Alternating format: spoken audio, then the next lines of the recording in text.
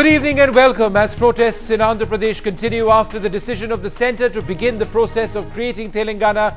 Jagan Mohan Reddy speaks to us in an exclusive interview, and while he is critical of Sonia Gandhi for going ahead with the decision, he doesn't say he cannot forgive the Congress party either. But Jagan hedges his bets as well and doesn't hit out at the BJP. On the buck stops here this evening, Jagan Mohan Reddy's politics. Yes, Telangana is unacceptable for him, but what are his plans for 2014? I'm Vishnu Shom. You're watching The Buck Stops Here.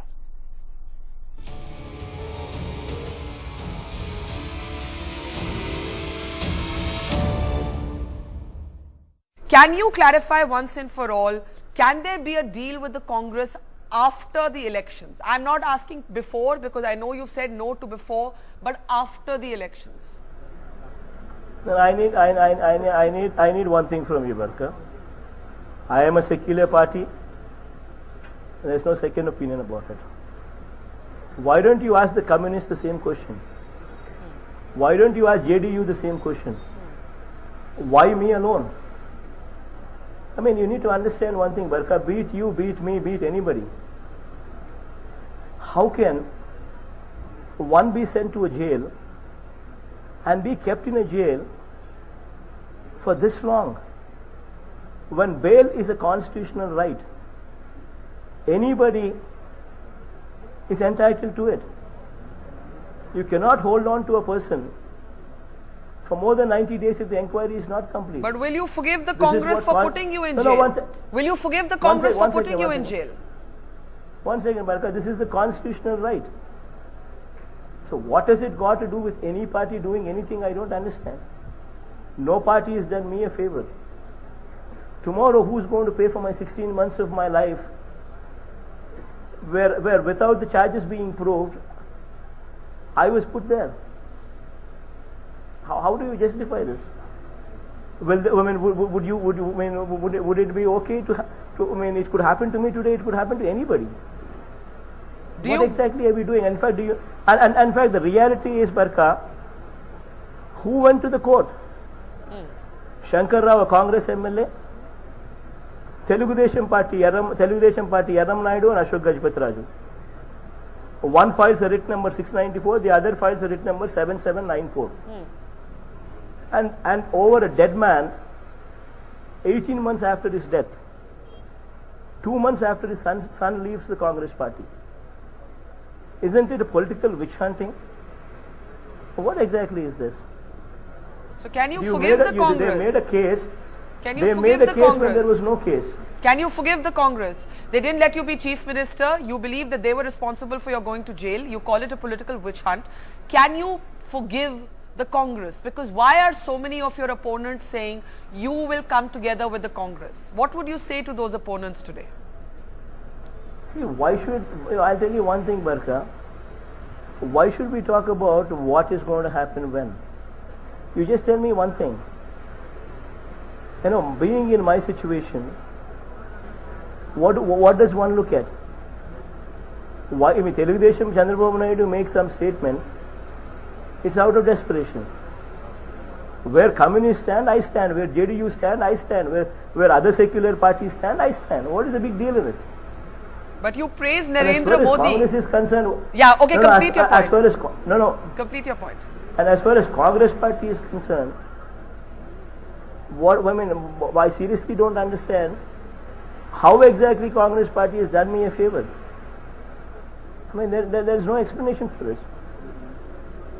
Okay, let me ask you in the end, and I'm going to also ask our camera to pull out and show you, show our viewers what's happening behind you. But you praised Narendra Modi. You called him a good administrator, but you also said he should come to a secular forum. Now, Narendra Modi has already shared the stage with Chandrababu Naidu. Do you see any kind of political alliance with Modi possible at all? Because I also remember you said that Sushma Swaraj has been more considerate about your arrest than the Congress was. You were happy with Sushma's comments. You've praised Modi. Is the BJP an option, yes or no?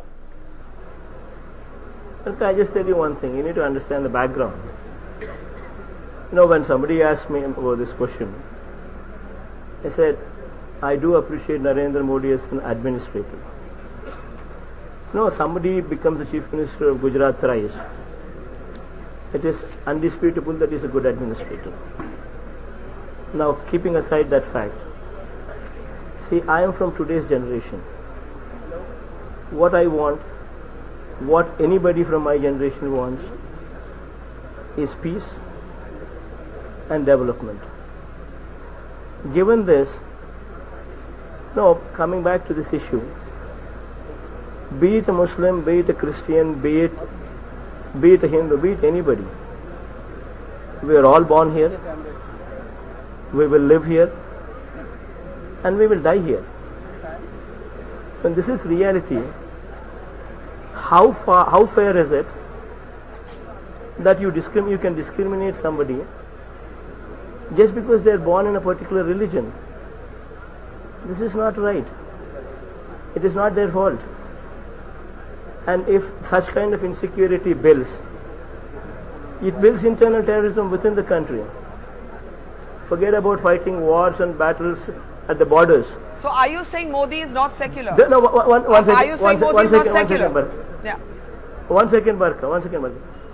This situation should change. This situation should change. For we want Mohabbat Nagars and not Muzaffar Nagars. So this situation should change, and Narendra Modi should change BJP. Every party, that is my dream, should become secular. You know, being a commoner, I don't want to go outside just because I am from a particular religion. People discriminate. I want this country to change where every political party comes onto a secular platform. When you say Narendra Modi should change, and you say you want Mohabbat Nagars, not Muzaffar Nagars, when you say Narendra Modi should change, what sort of change would you want to see in him before you could consider him a political option? Last question, Jagan Reddy. Barka, whether he is a political option or not, I am not bothered. But is he a political option for you? Is he a political option for you? That's what I'm saying. That's what I'm saying, Barka. I'm not bothered about whether it's a political option or not. All what I'm bothered about is this system should end. Everybody should become secular. Since BJP has a stigma, it takes a lot more steps for them to come back onto the secular platform. And I want them to come. I want every party to become secular. We should go to elections not on religion. See, I am from today's generation. This is what I want.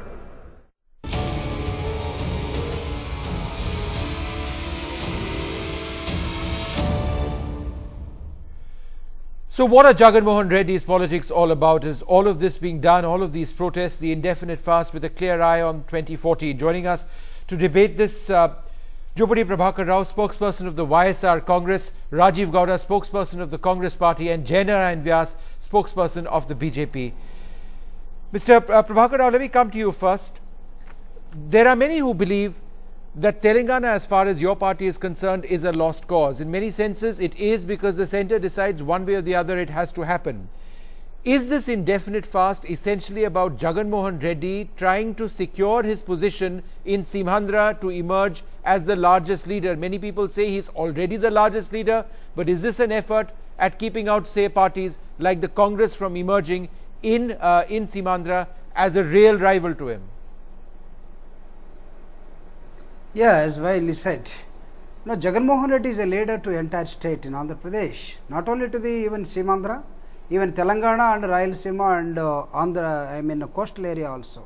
Now, the scenario what had taken place in recent times, the division bifurcation made by the cabinet, which is very painful decision to the Andhra Pradesh people as a whole and who are in the democratic lines.